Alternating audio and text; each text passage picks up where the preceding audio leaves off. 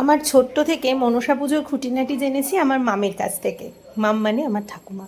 তিনি পুজো করতেন, আমি বসে দেখতাম। এই যেমন দুধ কলার মর্তমান কলাটা একটু ভেঙে দিতে হয়, গোটা দিতে নেই, ইত্যাদি আরও নানাবিধ জিনিস।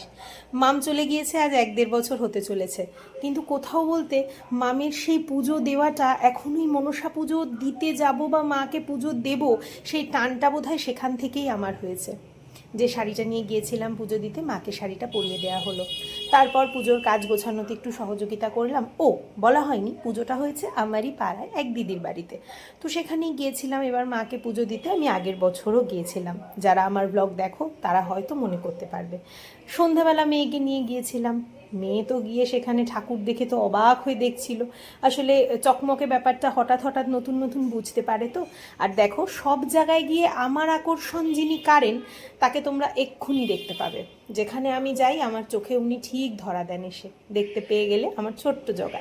আর এই যে খুদে সদস্যটাকে দেখছো, ও কিছুতেই আমাদের ছেড়ে বসবে না, আর আমার মেয়ে সমানে ওকে বকে চলেছে। মোটে 3 জনে মিলে আরও এক ঘর লোকের সমাগমে মায়ের হোমযজ্ঞ শুরু হলো। আমরা সকলে মিলে উপভোগ করলাম, পুষ্পাঞ্জলি দিলাম মায়ের চরণে। একান্ত নিবেদন ছিল সকলের শ্রীবৃদ্ধি হোক, স্বামী সন্তান নিয়ে সকলে ভালো থাকুক, পরিবার সকলের সুখের হোক। হোমের টিকা নিয়ে আরতির শেষ করলাম।